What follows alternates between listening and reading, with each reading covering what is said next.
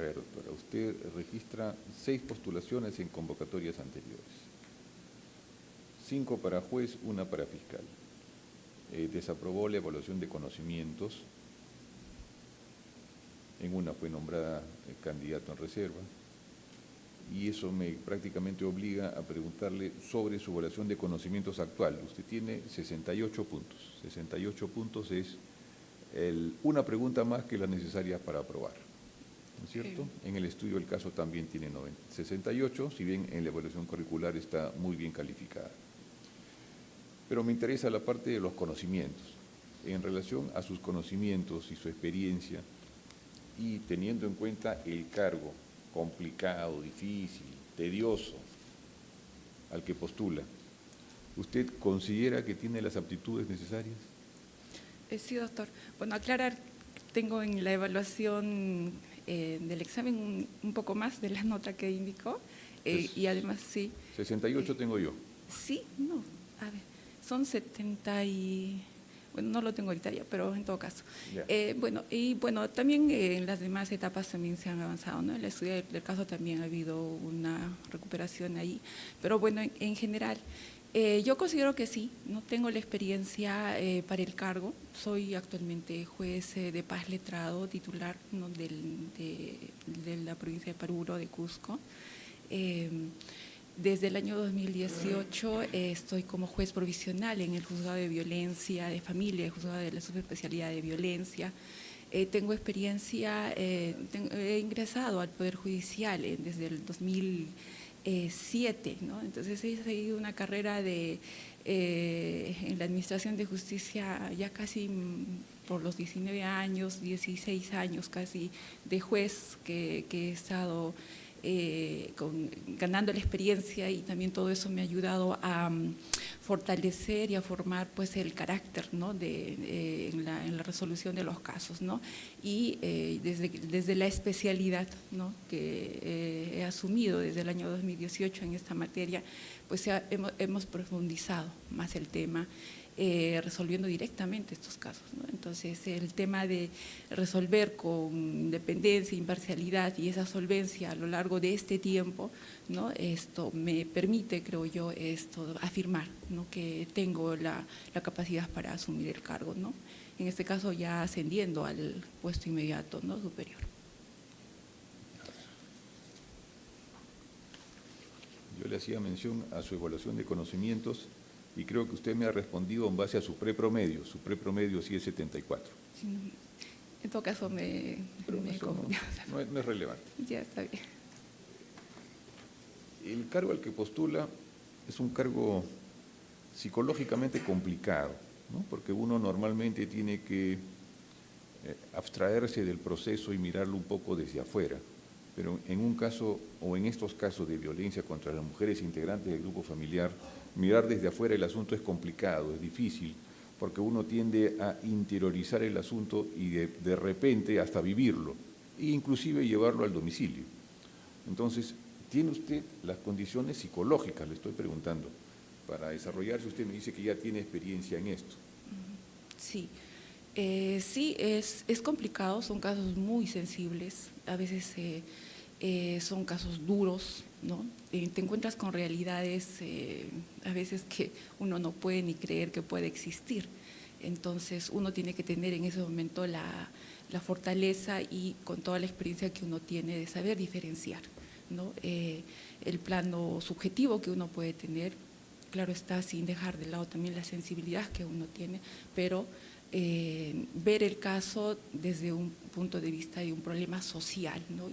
y aplicando en cada caso, ¿no? las normas legales, constitucionales, el estudio todo, que se debe de hacer para dar una respuesta adecuada en cada caso, ¿no? Entonces, es complicado, sí, pero en el trabajo del día a día es lo que tenemos que hacer y se logra, ¿no? Y se logra realizando la evaluación. ¿Por qué cree usted que en casos como los de la violencia contra las mujeres en general, se han invertido gran cantidad de recursos, se ha invertido mucho tiempo, sin embargo los resultados no son halagadores? Probablemente las tasas de estos delitos siguen aumentando. ¿A qué se debe esto? Considero que el tema del tema de la violencia es un tema estructural y el hecho de establecer políticas públicas han permitido y que se han reflejado en la emisión de normas, ¿no?, de jurisprudencia en esta materia, están reflejando la visibilización o están visibilizándose este tema, esta problemática. Entonces, una situación que antes de ello no se daba, porque eran problemas que se consideraban incluso hasta normales, que estaban en el ámbito privado y que ni se denunciaban o se daban un tratamiento como si fuera una violencia común.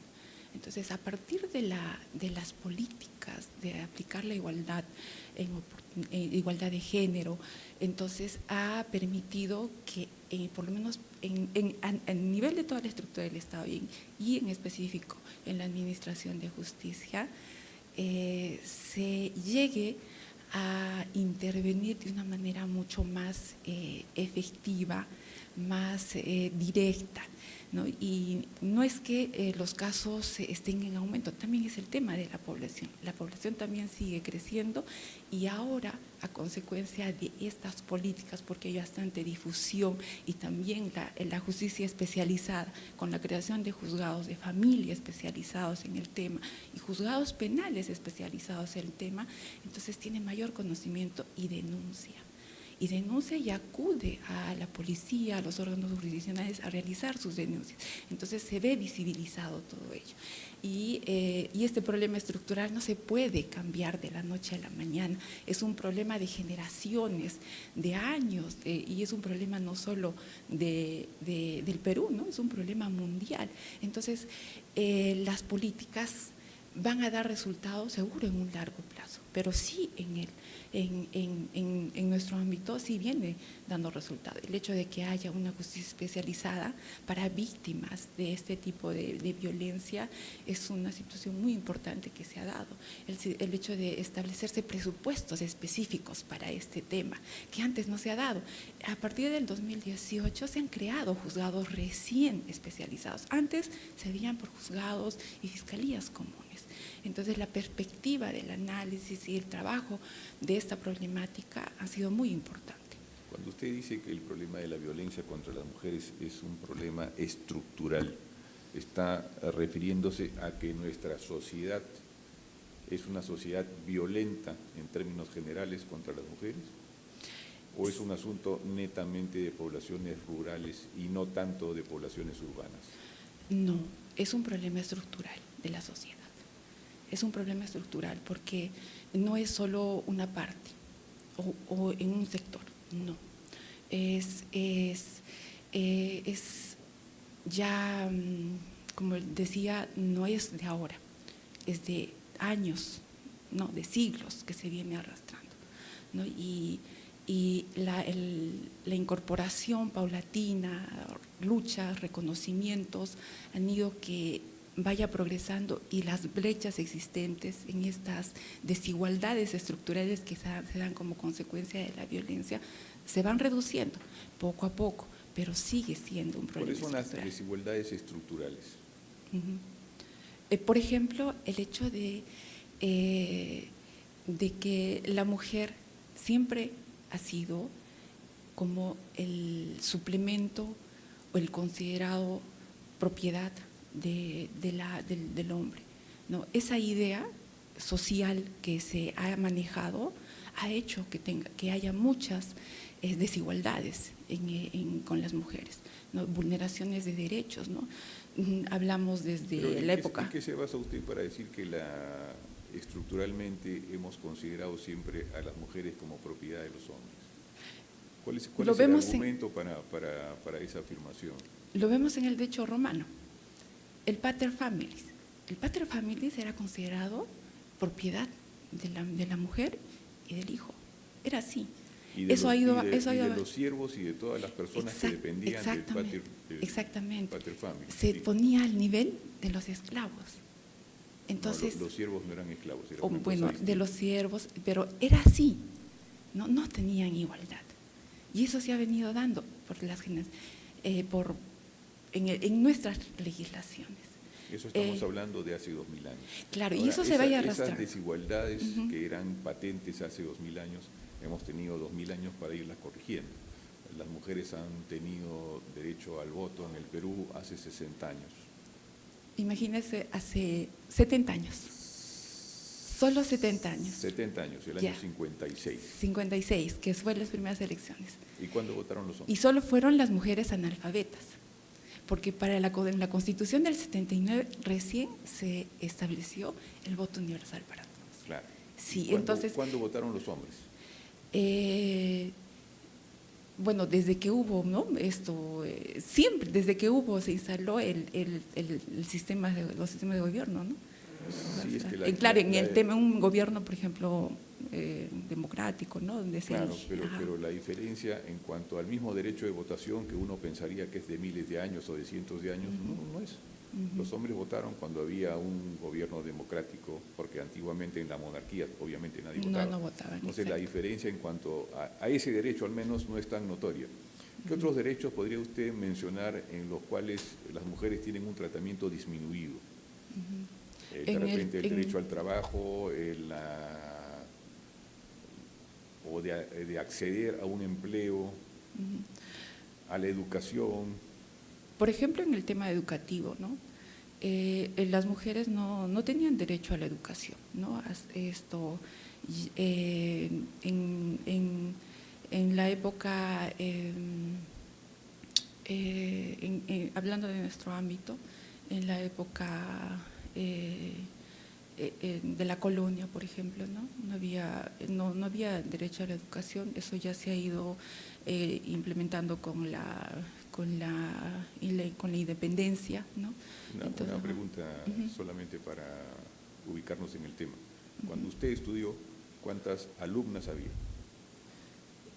Ya había un cierto número de mujeres, ¿no? Sí. ¿Cierto número? Inclusive sí, ya había. Ahora, un dato que me llamó bastante la atención, la Universidad Católica tiene más alumnas que alumnos. Exactamente. Y por un número bastante respetable.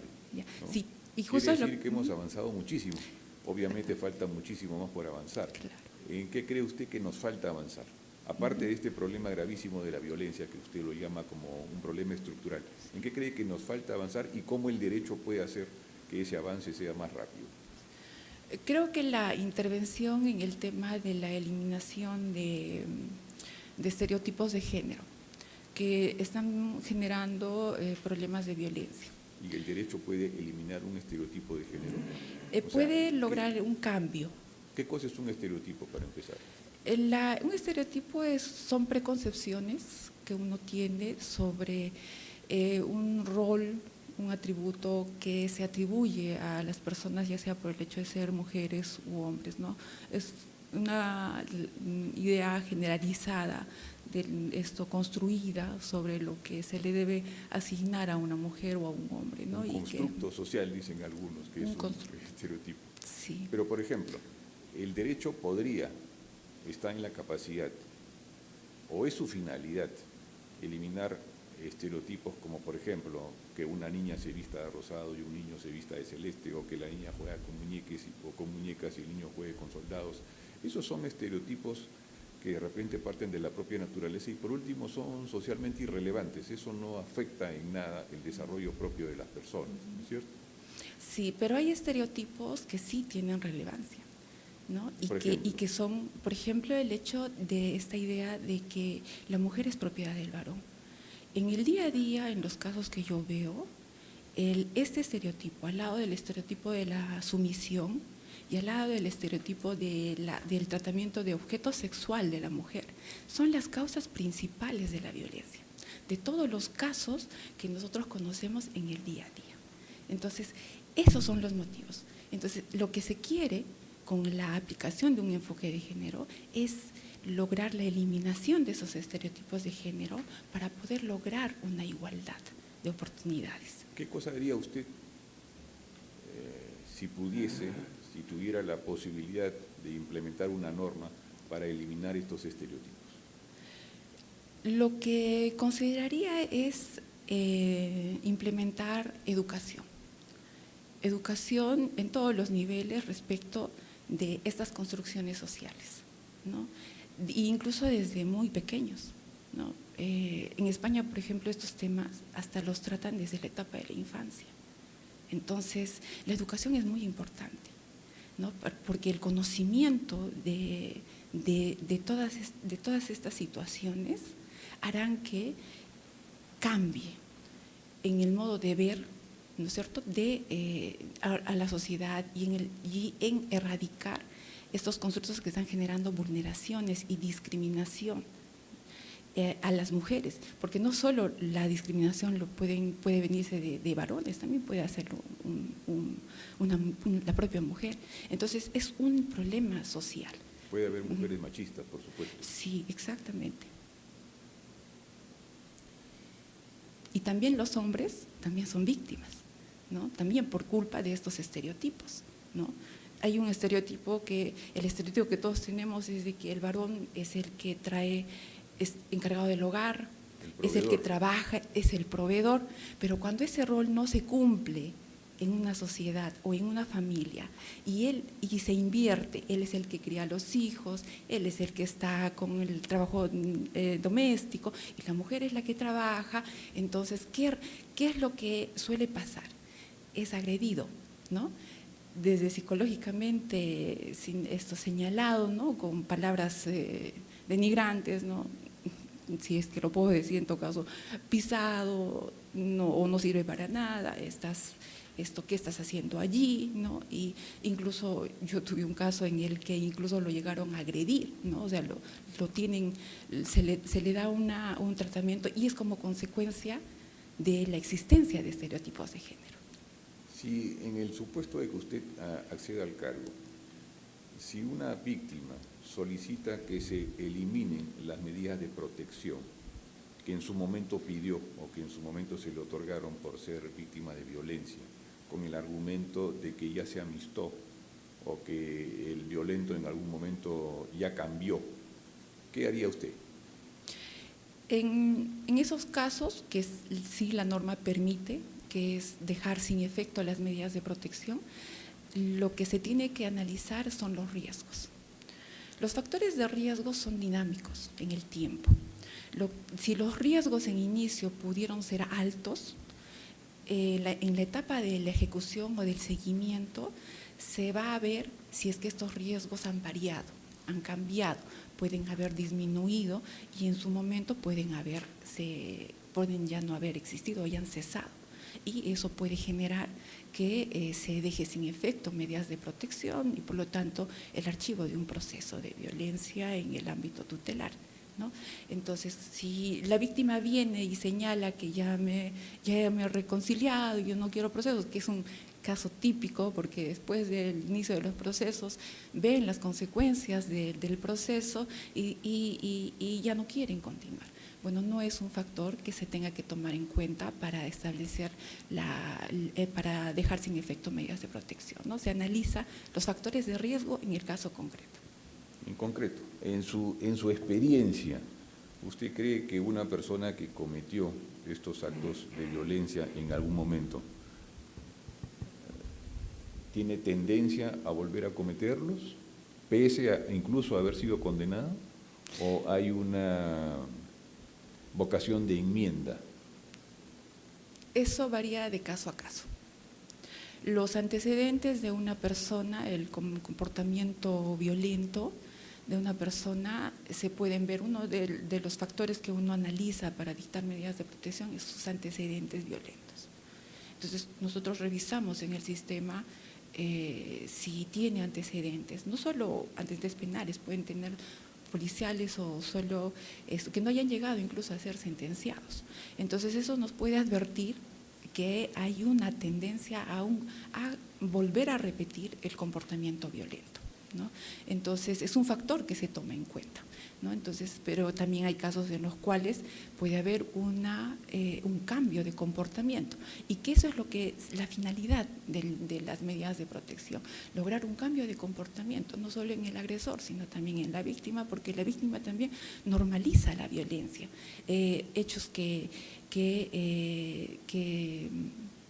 hechos violentos los acepta, no los denuncia, ¿no? Entonces, por ideas de unión familiar, de protección a los hijos, va aguantando hechos de violencia, ¿no? Entonces, y eso se genera, y el cambio de comportamiento tiene que darse en ambas personas. Y el seguimiento, por eso en las medidas de protección es muy importante. Un seguimiento puede durar, no tiene un plazo establecido, ¿no? Puede durar varios meses, puede durar un año o más. Entonces, ¿para qué? Para ver cómo va el progreso en la situación particular, ¿no? Doctor de la Puente, ¿alguna pregunta? Gracias. Señora Paza Béjar, usted está asignada al 6º juzgado, ¿no? 6º juzgado de familia permanente, subespecialidad en violencia.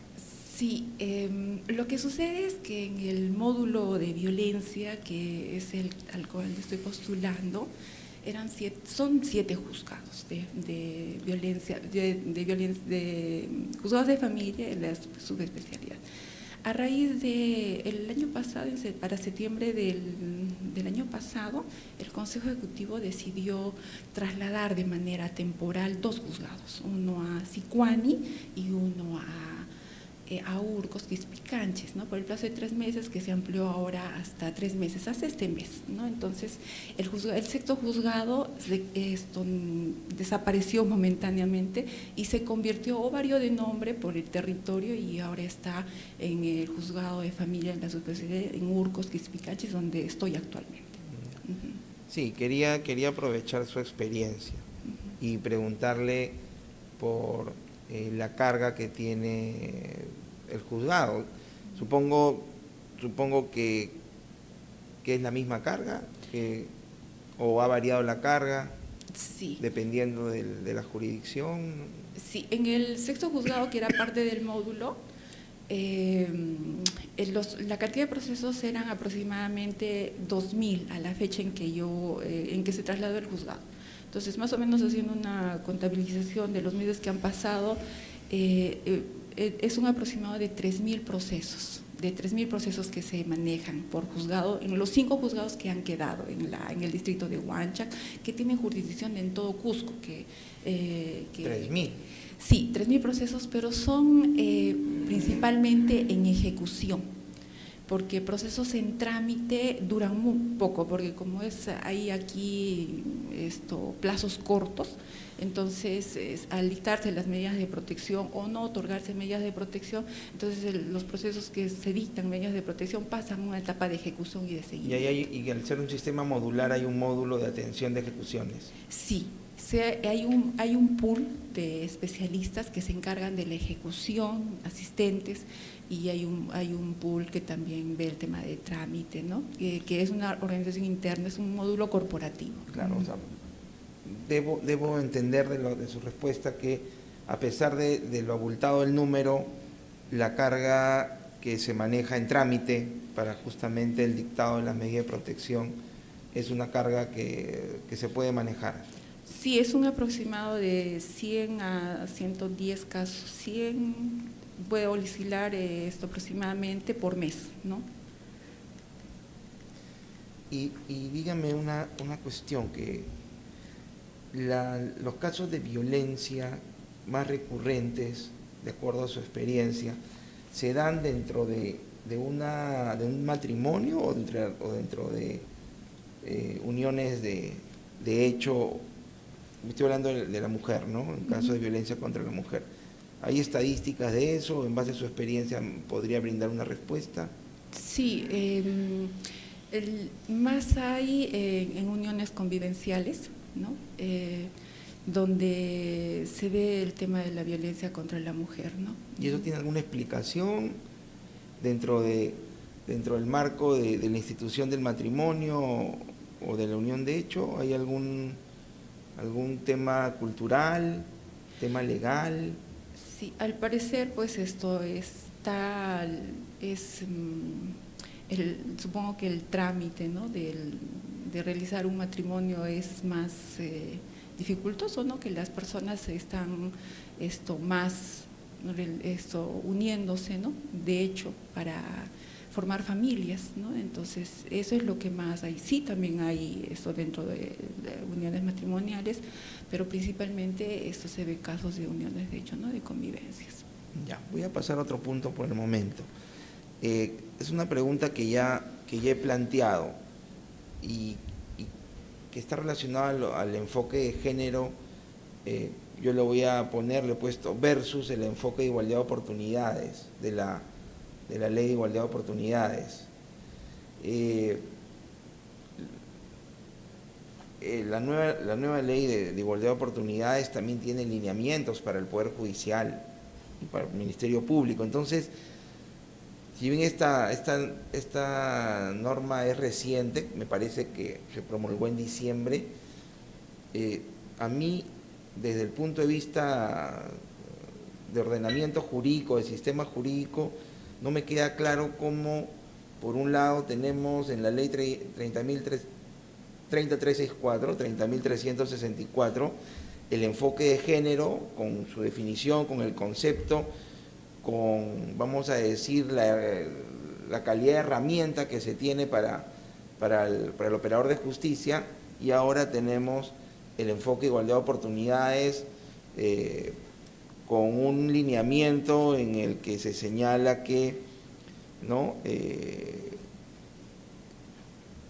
que deben cumplirlo también, ¿no? Dice en el artículo 9,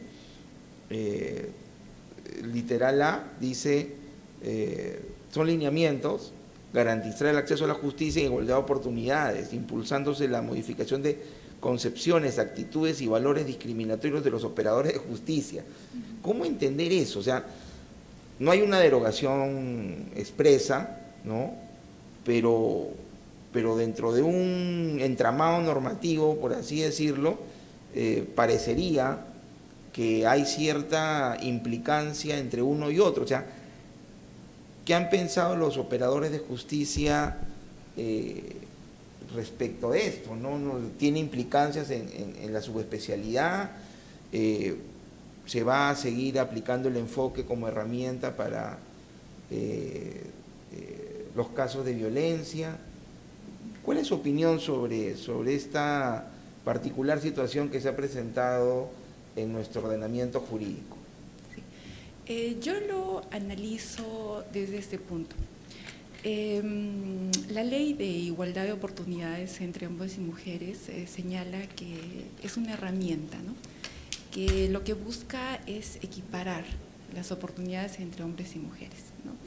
Entonces, ¿cómo nosotros equiparamos la igualdad de oportunidades entre hombres y mujeres? Para que esto no sea solo literal, ¿no?, como la ley te dice todos somos iguales, eso es cierto, pero en la práctica, en lo real, eso es así, ¿no? Entonces tiene que haber mecanismos para eso. Entonces, ¿cómo uno logra la igualdad de oportunidades entre hombres y mujeres? Es justamente de la finalidad también de lo que se entiende por enfoque de género. La ley 30.364 señala que el enfoque de género es también una herramienta. No lo dice así, pero existen los pronunciamientos que ya se han identificado así, una herramienta de análisis de casos, ¿no?, que permiten al operador de justicia identificar desigualdades, asimetrías, ¿no?, en un caso concreto entre hombres y mujeres. ¿Con qué finalidad? Con lograr justamente la igualdad de oportunidades entre hombres y mujeres. Entonces, son normas que debemos de interpretarlo para no considerarlas que puedan tal vez chocar, ¿no?, o tal vez contradecirse, sino complementarlas. Ambas como herramientas que van a lograr esta misma finalidad, la igualdad entre hombres y mujeres. Y lo tenemos que hacer pues en función a lo que ya las obligaciones que tenemos, ¿no?, del Tribunal Constitucional, que nos ha indicado que es una obligación de los operadores de justicia aplicar el enfoque de género, la convención, las sentencias de la Corte Interamericana en muchos casos. Entonces tenemos que compatibilizar ambas normas para no retroceder en lo que ya se ha avanzado en este tema. ¿Y qué podría ocurrir porque esto también se ha dado como lineamientos del Ejecutivo, ¿qué podría ocurrir si la guía, ¿no?, aprobada por decreto, la guía para el llenado de la ficha de valoración de riesgo, a partir de una modificación del decreto supremo que la aprueba, incorpore este nuevo enfoque? Y como quienes llenan la ficha son especialistas, y creo que también participa dentro de este sistema la Policía Nacional del Perú, del llenado de la ficha, tenga, o derivado de este enfoque de igualdad, tenga otra forma de llenarse, ¿no? Y ustedes como jueces lo que hacen es tener en cuenta la ficha. Eso, claro, ahora, hoy usted me ha dado una explicación, ¿no?, que es de complemento, de complementación, pero este enfoque, en la medida que es un lineamiento del Ejecutivo y en la medida que hay una norma que establece el llenado, podría tener, insisto yo, implicancias. Esa situación, entiendo, no se ha dado, pero de darse en escenario hipotético, preguntaba hace unos minutos cuál es el papel del juez en la valoración de la ficha, en la evaluación de la ficha de cara al caso concreto. ¿Esto podría generar alguna implicancia en la labor jurisdiccional en la subespecialidad? De darse un cambio, por decir, en los parámetros de la ficha, ¿no? Lo que se considera, si se establecieran parámetros, creo que no sería así como la norma ha indicado en la terminología, ¿no? Porque en el fondo el contenido de lo que se busca, la finalidad de lo que se busca, al final es lo mismo, ¿no? Entonces, además, la ficha de valoración de riesgo es un instrumento adicional. No es el suficiente para nosotros como juzgadores podamos establecer como el único, ¿no? E incluso la ficha de valoración, porque a veces se realiza según sea por la policía, también los juzgados y la fiscalía tienen la potestad de llenar las fichas de valoración de riesgo, puede darse equivocaciones y errores, ¿no?, en la determinación de los riesgos. Entonces, cuando uno está frente a un caso, tome en cuenta sí la ficha, pero también tiene que corroborar estos factores de riesgo con la situación real. Por eso es que cuando nosotros evaluamos, tenemos que determinar factores tal vez que no se hayan considerado, ¿no?, que pueden dar gravedad a la situación de riesgo, o también factores que tal vez no se han dado y que pueden dar levedad a esta valoración. Entonces, la facultad que tenemos nosotros es ver esa situación. Entonces, y es en el caso a caso, ¿no? Entonces, no es determinante la existencia del resultado de la ficha de valoración de riesgo, ¿no? Ya, correcto, gracias. Una última pregunta con relación a su declaración de jurada de bienes y rentas. ¿Usted tiene brevete para moto? No. Pero sí tiene una moto declarada. Sí es de mi esposo, ¿no? ¿Usted está casada? Por lo religioso nos hemos casado. Ah, ya. Sí. ¿Y su situación jurídica? Somos convivientes, ¿no? Sí. Ya. Muchas gracias por su respuesta. Gracias. Gracias. Gracias, doctor de la Puente. Doctor Galindo. Gracias, presidente. Buen día. Buen día, doctora. Buen día, días. doctor, disculpe. Me quedó una duda en relación a sus respuestas respecto a estos paradigmas o estigmatizaciones en relación al rol de la mujer y del hombre. O sea, hay muchas mujeres dispuestas a tener hombres no laborando en su casa, dedicados al cuidado del hogar. Me surge esa reflexión. En No. una sociedad como la nuestra, en una sociedad tan tradicionalista como la cusqueña. No, pero yo le ponía el ejemplo al doctor porque hemos encontrado casos así. No es lo común. Y le ponía el ejemplo porque hay estereotipos también para el varón y para la mujer, ¿no? Entonces, lo que más se ve es lo inverso, ¿no? Es el tema de la asimetría, ¿no?, que existe por consecuencia de la aplicación de estereotipos hacia la mujer, ¿no? Y esos estereotipos o asignación de roles no obedecen más a las funciones biológicas que a convencionalismos sociales. Tiene relación. ¿Por qué? Porque se asignan roles en relación al sexo, ¿no? El rol… ¿Y eso es correcto o es incorrecto? Sí, por ejemplo, el hecho de ser mujer te asigna este rol. Tú debes de cumplir este rol socialmente. Como varón, tú debes de cumplir este rol específico. Entonces, es una relación que existe allí, ¿no? Pero no está de acuerdo usted con ello. No, sí. Sí, porque justamente la asignación de roles, ¿no?, es en base a la distribución de sexo femenino y sexo masculino. La construcción social que se da es justamente en base a eso. Porque hay una función biológica de por medio, más allá de algunas situaciones extremas, ¿no? Por ejemplo, la mujer es la que tiene a los hijos, la que los gesta. Obviamente no va a laborar mientras gesta, o cuando esté en estado parturiento, ¿no? Entonces, sí. ¿Quién provee? No, sí, claro, por lo biológico es así, está establecido, ¿no? Pero a lo que va el tema de la problemática es que está habiendo discriminación a raíz de eso, ¿no? Entonces, se está identificándose, ¿no?, en los casos de que por estas asignaciones de roles, la mujer sufre desigualdades que van afectándose derechos, ¿no? No tiene las mismas oportunidades. Una mujer que no trabaja, una mujer que está en el hogar, ¿no?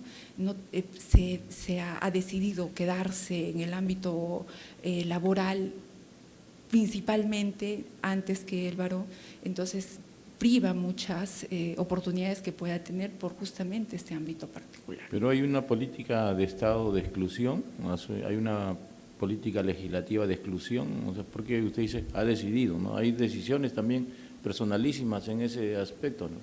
Sí hay decisiones personalísimas, pero el problema no es eso. El problema por ejemplo, acá, de los 11 postulantes de esta mañana, 7 son mujeres. Sí. ¿Hay discriminación? No, sino el problema va cuando hay la discriminación. No todos tienen las mismas oportunidades, ¿no? Este avance, como decía en el momento, las brechas que existen han ido disminuyendo. Las realidades no son iguales, ¿no? Sí encontramos, y muestra de todo ello es que muchos de nosotros y yo misma estamos acá, ¿no? Pero esas realidades no son en todo lado, ¿no? Y hay todavía un gran porcentaje que no están en esa igualdad de oportunidades. Y eso, o sea, yo se lo afirmo porque yo en el día a día lo veo, en cada caso que vemos. Y esos atavismos, rasgos atávicos que excluyen a la mujer, que la cosifican, no porque haya normas que así lo sugieran, sino porque, como usted lo ha señalado, y son probablemente usos y costumbres que venimos arrastrando desde muy atrás, se combaten a través de estas normas de igualdad de oportunidades. Se ha logrado equiparar el piso. ¿Estamos avanzando o seguimos en lo mismo? Creo que estamos avanzando. Ya, las brechas son menores y lo podemos ver actualmente. La sociedad peruana, si lo vemos hace unos años, no era así, ¿no? El nivel de acceso, de oportunidades en el trabajo, de la corresponsabilidad en el hogar, ¿no?, de la mujer y el varón, porque antes era principalmente mucho más en la mujer, eso ha ido disminuyendo. Las brechas se están acortando. Entonces, el trabajo se está viendo. Es un trabajo lento, como le decía, ¿no? Es un trabajo lento, es cambiar generaciones enteras, ¿no? Entonces, eso es lo que buscan las políticas, ¿no? Cambiar eso hasta que en un momento se pueda lograr esa igualdad que todos, que la ley lo reconoce y que todos queremos, ¿no? Pero la igualdad principalmente, ¿en qué sentido? ¿En qué expresión de la igualdad? ¿La igualdad de acceso a puestos laborales, la igualdad de acceso a educación o la igualdad de acceso la igualdad en la asignación de roles dentro del hogar? ¿A qué se refiere con ese concepto de igualdad usted?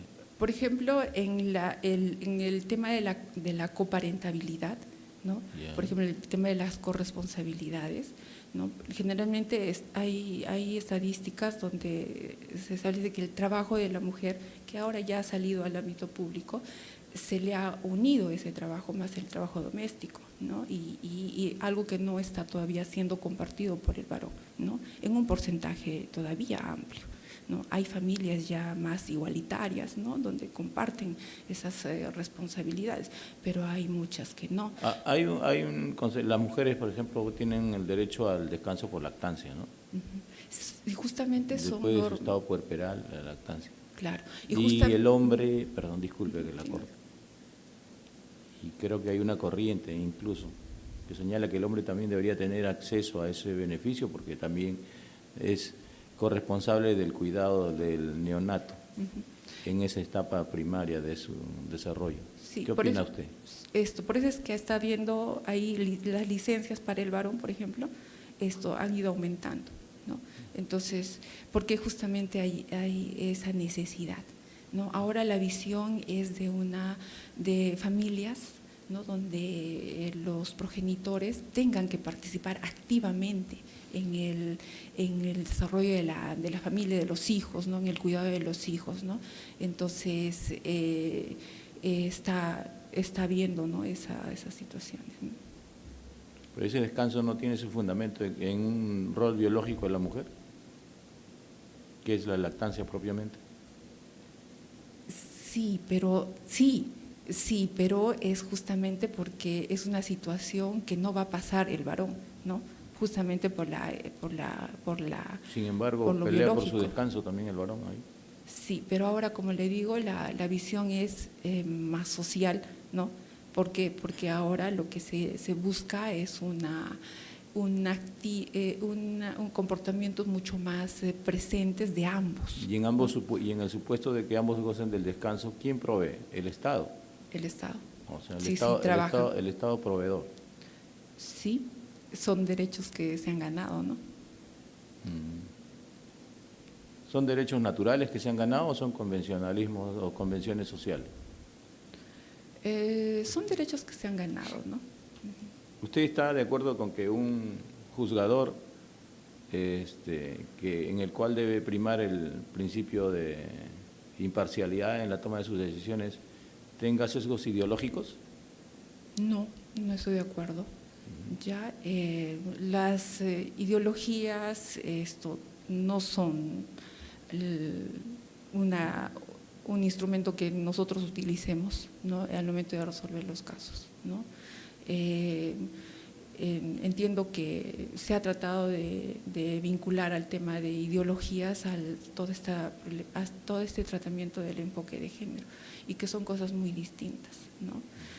Como yo le explicaba, una ideología no es el enfoque de géneros, los términos, los conceptos son muy distintos, ¿no? Entonces, un enfoque de género, para nosotros, conforme la ley así lo regula, también existen los pronunciamientos, es una herramienta metodológica de trabajo, de análisis de casos, para identificar en un caso concreto desigualdades que están vulnerando, causando discriminación. Y eso no es lo que nosotros tenemos en nuestros ordenamientos jurídicos, ¿no? En nuestro ordenamiento jurídico. Esto, doctora. Muchas gracias, presidente.